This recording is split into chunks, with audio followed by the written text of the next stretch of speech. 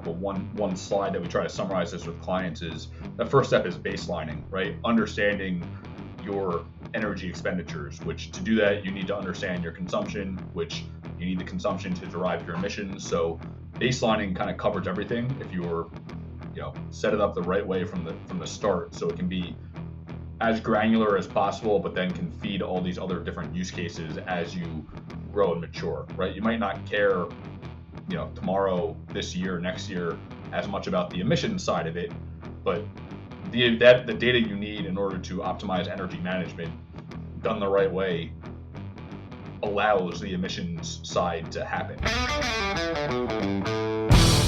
Your trusted source for information on the energy transition. This is the Insider's Guide to Energy podcast.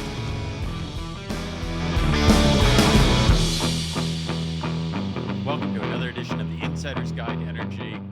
This week, we're happy to have with us Andy Anderson. Andy is the EVP of Energy and Sustainability Solutions, and Chief Sustainability Officer at Tango. Andy, welcome to the podcast. Thanks for having me. So we're going to talk about buildings and the contribution that they can take to reducing carbon, and particularly monitoring buildings. I think, the old adage that comes to mind is what gets measured gets managed. Is this your focus at Watchwire and Tango? Is that what we're going to be talking about, or is this more about regulation? It is the combination of both. We definitely take a, I think, unique approach to the industry where it is the marriage of the energy and sustainability side.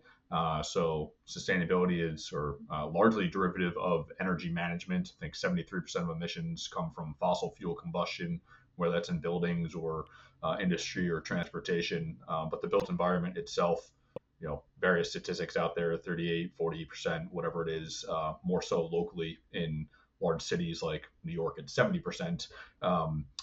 As contributors to emissions in the world. So we focus on the measurement management side in terms of how that gets reflected in the ultimate reporting and goal setting and progress. Now, when you're saying we're focusing on this, it's a software solution that we're talking about. Is that what we're talking about doing here?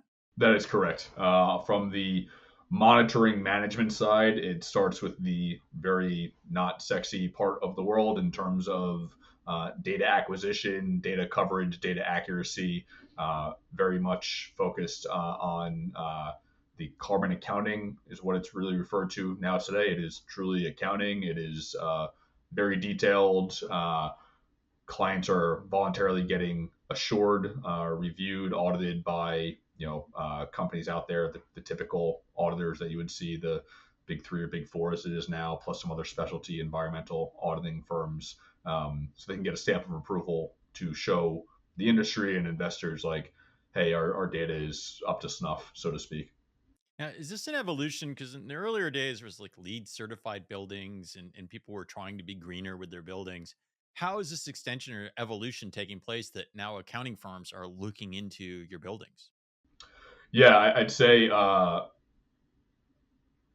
also a professor at NYU, the Center for Global Affairs. I teach, it's a very long name for the course, but it's energy management for portfolios, putting policy into practice. The evolution has moved from kind of point in time green materials, the build out LEED certification to more of a operational focus, right? So with regulations being imposed by or planned to be imposed by different governments, federal, local, state level, et cetera, there's lots of regulations that companies need to navigate, and then really operationalizing sustainability via energy management primarily in terms of how do you address it. So it is more of a shift towards the operational side of the world. Andy, and to clarify, these are requirements. This is no longer optional. It's not advertising. It's not a LEED warm fuzzy. This is a state, local, federal, or international compliance requirement. If you do not comply, you will get fined. There are penalties. So tell us a little bit about that patchwork of policies and what the requirements are for compliance and maybe the penalties for noncompliance. Yeah, absolutely. From the top down, when we're talking about a portfolio level, the disclosure of scope 1 and 2 emissions, potentially disclosure of scope 3 emissions, depending on what legislation we're talking about, depending on geography. And then there's the bottom up approach, which is more of the local building performance standards, energy disclosure kind of laws. If we take the top down in the US, the SEC recently voted on, passed their climate disclosure rule that's voluntarily stayed as it goes through litigation, but that requires scope 1 and scope 2 emissions disclosure.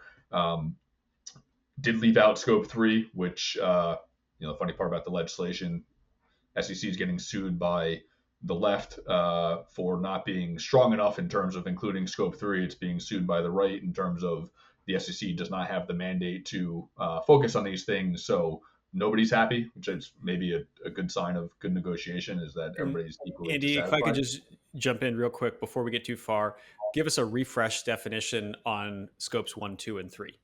Yeah, absolutely.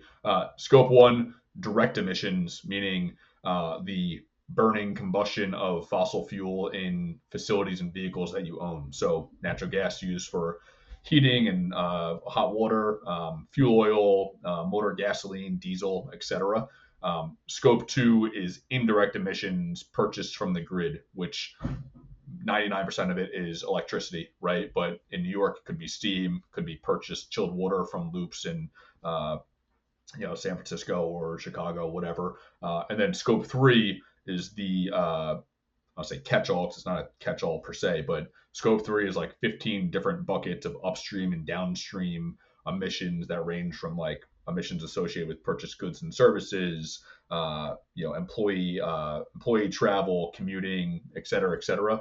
It is definitely the harder part to measure accurately and manage, but it does make up a very large portion of the emissions for companies, which is why not including in the SEC, people are not happy about that. Also understand the reason not to include it because upstream downstream supply chain is not necessarily the public company that is being affected. It's their suppliers, which could be private companies. So are you stretching who you're actually regulating?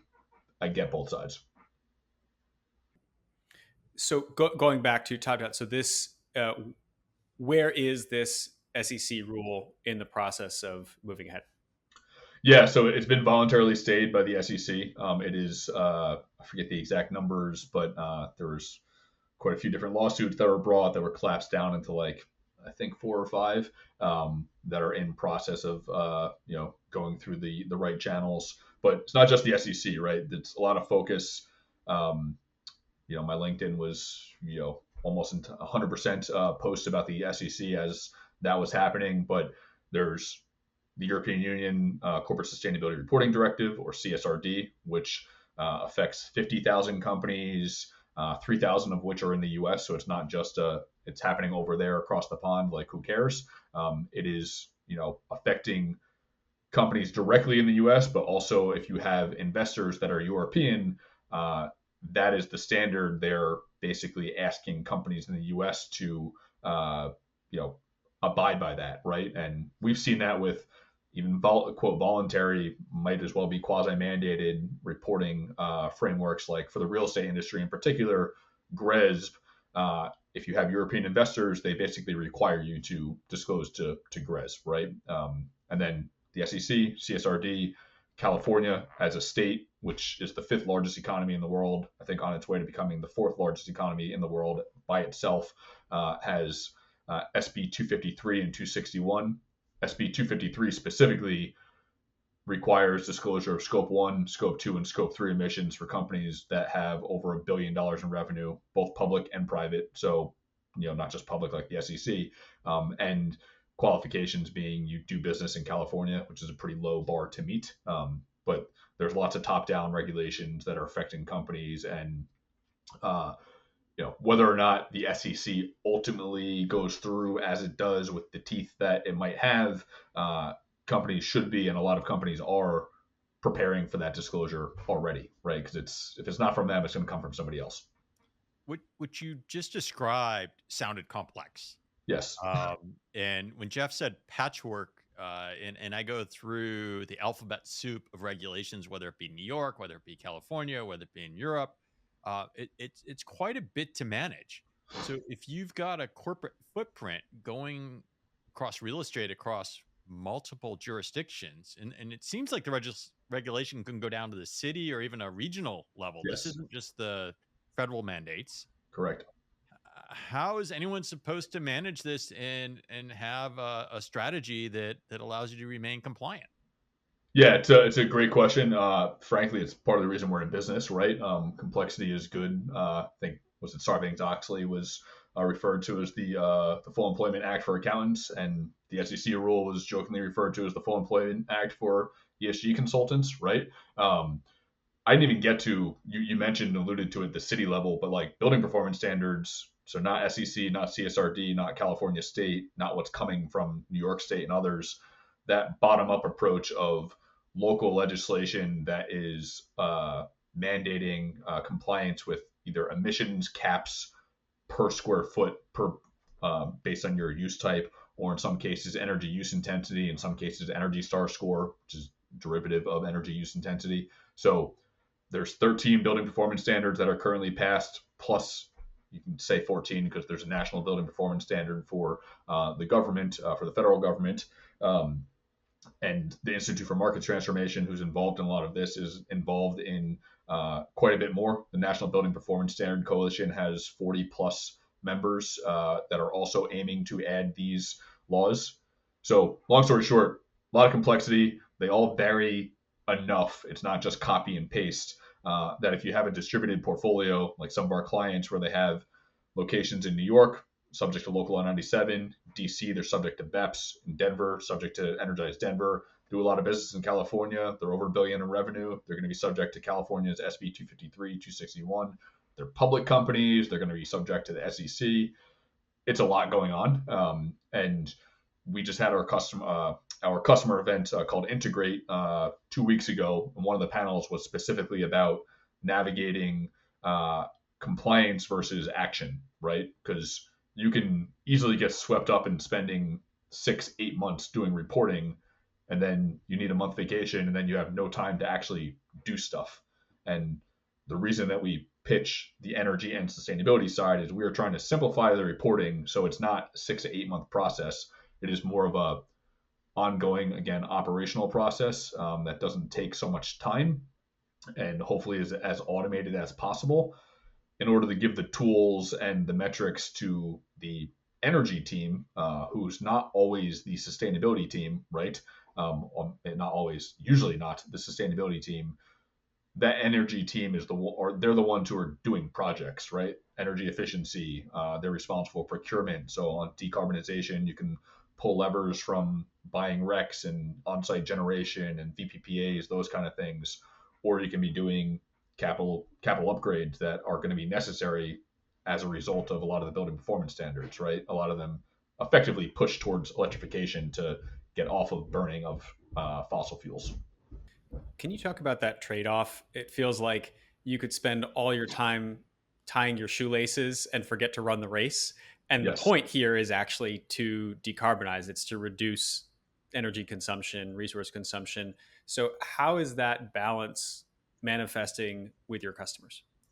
Yeah, I like that analogy. I'm going to steal that moving forward, and we'll, when I'm required, attribute that to you. Uh, the balance in terms of, you know, I think it shifts as companies mature, right?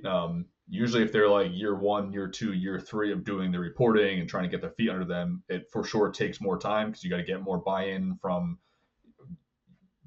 when I started in the industry in energy procurement, I was never talking to the chief financial officer and the chief information officer, the SEC, corporate reporting group, IR, or whatever. Now all of this stuff is board level, right? Goals are board level. People involved are executive level. They need to understand. So you do spend a disproportionate amount of time upfront educating the right people. The hope then is that as you mature and evolve, you're doing so not to prepare for reporting to 6 more places, but you're doing so and maturing to make it more automated, so then the effort can be put into the decarbonization aspects, because there are, using something called CREM, the Carbon Real Estate Risk Monitor, Carbon Risk Real Estate Monitor, CRREM, started in Europe, uh, more prevalent now in the U.S. as it expands, effectively decarbonization curves and plans to show when buildings are going to become quote stranded assets, right? It's like when their actual emissions are crossing over the actual limits, or vice versa, to say like, okay, do we spend money to invest in decarbonization, or do we consider this asset kind of not investable, right? It's we're going to make it somebody else's problem, or it needs to be completely, uh, you know, shifted into a different use case, or whatever it might be. So that is the evaluation that clients are going through now in terms of, okay, I've got a portfolio of 500 properties. Where am I going to have the largest penalties first, timeline wise? Because the timelines vary across all these different building performance standards, let alone the top down reporting. So they're trying to evaluate, they're trying to juggle, a lot of things, right? Comply, make sure you're not getting fined, but also make sure I have enough time, capital, budget, expertise internally, or higher expertise externally to advise me on like, hey, these 15 of my 50 properties like really need help. Like we got to put something together. And capital planning for buildings is a pretty long cycle, right? So even though some of these building performance standards and some of these larger top-down kind of emissions disclosure rulings are 2026, 2027, it's already May 2024, right? So by the time they're budgeting, get it into the budget for 25, the budget first being we need to hire consultants or auditors or whatever to figure out what to do, then budget the money to actually do the project. That happens in 2026. Let's say it happened day one, 2026, you have a year of results, but you're tuning it that entire time. So you're not going to really see the benefits until 2027.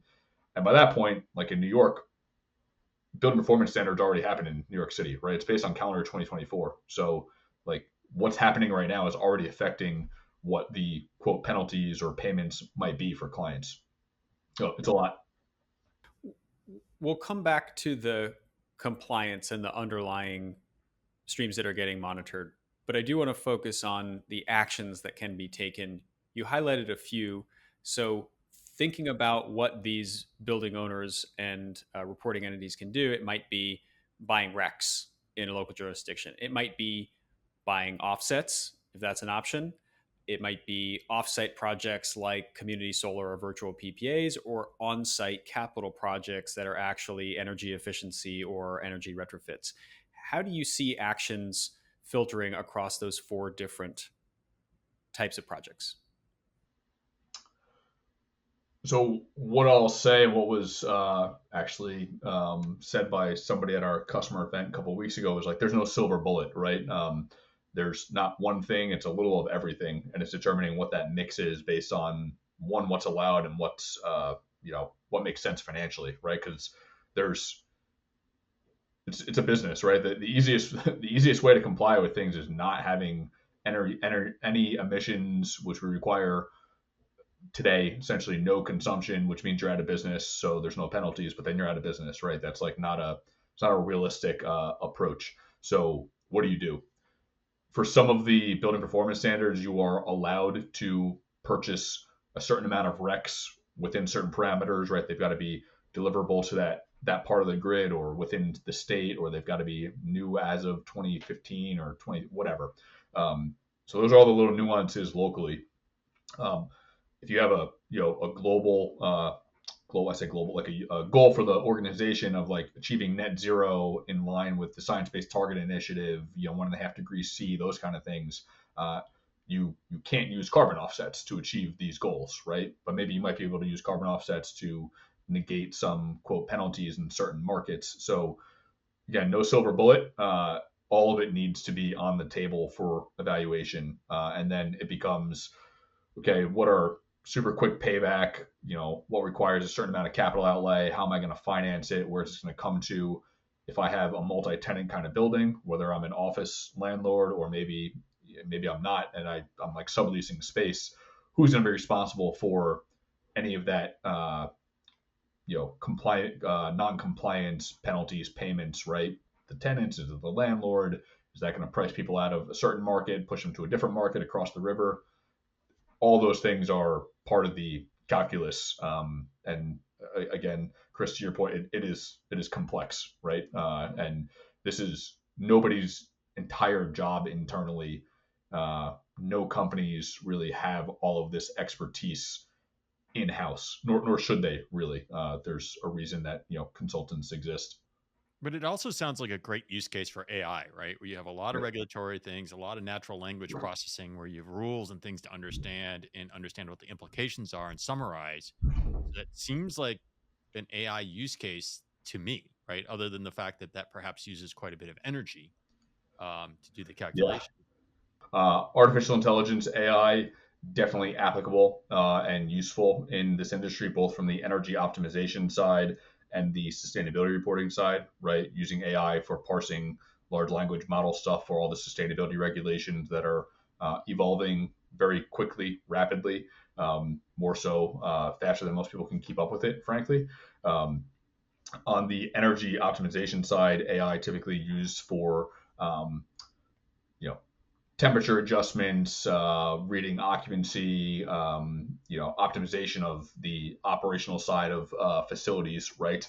Um, our company, Watchwire, which is now the Tango Energy and Sustainability division within Tango, we were purchased back in August. I was the CEO of that company, Watchwire.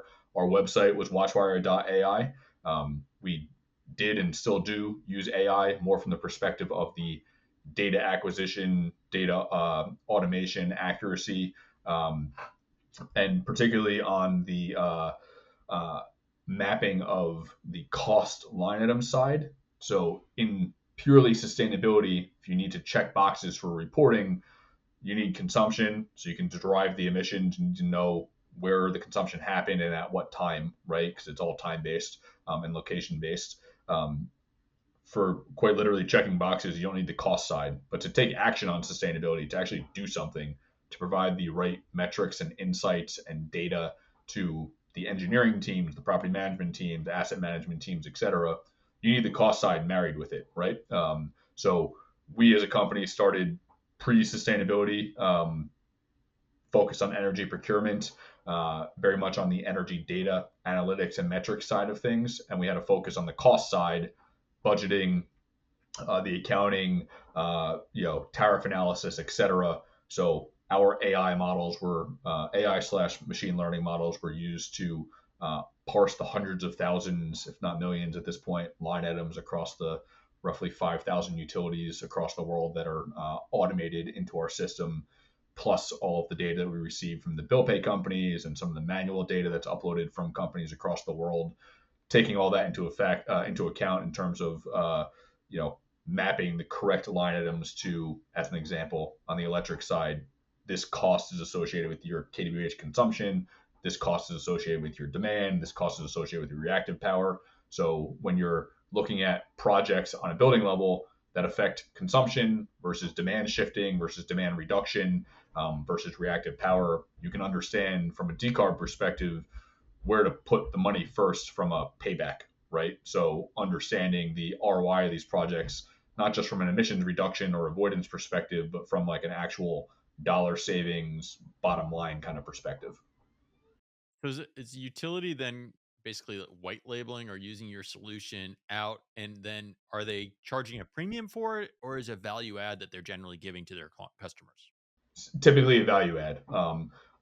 They're usually not in the business of being allowed to charge a premium for these things. Some utilities can because of their regulatory structure, regulated versus deregulated, IOUs versus munis, co-ops, etc. But typically it's a value add to help them serve their large CNI customers better, right? So the value is not what can I charge these customers. It's more of how can I engage with them better to keep them happier, increase my CSAT scores. Which, by the way, some of that CSAT scoring stuff does impact performance-based regulation, kind of kickers, incentives for certain kinds of utilities. So, you can interpret that how you want, but that is typically what's happening. Now, where is this all going? You mentioned SOX compliance early on and the whole spun up industry and the amount of time we spend being SOX compliant. Is this something that's going to continue to grow? I mean, SOX is an entire industry, as you said, right? I mean, it is. So is this going to continue to grow, or is this going to be something that just becomes mainstream and works into corporate culture and is just another checkbox that we need to do? Or do I need to hire a team to manage this in the future? I think it's more the latter, in terms of it does continue to grow. What we're seeing now is more consolidation of reporting standards, right? Globally, you have the IFRS, right? You have GAAP accounting in the US, ISSB internationally, who owns IFRS, throwing out a lot of acronyms here. You mentioned alphabet soup earlier. A lot of that in the energy and sustainability industry. But IFRS has taken over TCFD, which was a lot of these a lot of the qualitative sustainability reporting disclosures that are required in reporting are based on TCFD guidelines. Again, collapse into IFRS. IFRS also, I don't know if they took over or absorbed SASB, Sustainability Accounting Standards Board. So it continues to grow with consolidation. I think a lot more focus moving forward on interoperability between reporting standards. So you don't necessarily have to file a separate report for one and a separate report for another. And hopefully, the one that is most stringent will be satisfactory to the rest, right? So again, getting away from spending 8 months reporting, put together one, make that satisfactory for the rest of them. I think it's not going to go away. I don't think it really matters who's president, who's in charge. Republican versus Democrat. It's a shift generationally. It's a shift in terms of I think good risk management. Right. It's not about hugging trees. It is for some people it is, which is fine. But I think the business case for it in terms of reduce energy, you're reducing risk, you're saving money, you're avoiding potential, potential large catastrophic dollar issues as it relates to physical climate risk and climate transition risk, those kind of things. So I think all of it is just good business from a risk management perspective. Well, Andy, I appreciate you taking the time to join us here on the Insider's Guide to Energy today. It's been a pleasure. Quite a bit of acronyms, as we've said. We hope those people commuting have been able to understand them and keep up with them as they're driving down the road today. But thank you, Andy, so much for sharing with us. Yeah, thanks for having me. I really appreciate it. For our audience, we hope you have enjoyed getting this view and understanding of what's happening with the real estate market and how understanding and monitoring and compliance are becoming important or are important in the tools available to you to understand and take action. We'll talk to you again next time on the Insider's Guide to Energy. And don't forget to like and follow us on YouTube. We'll see you soon.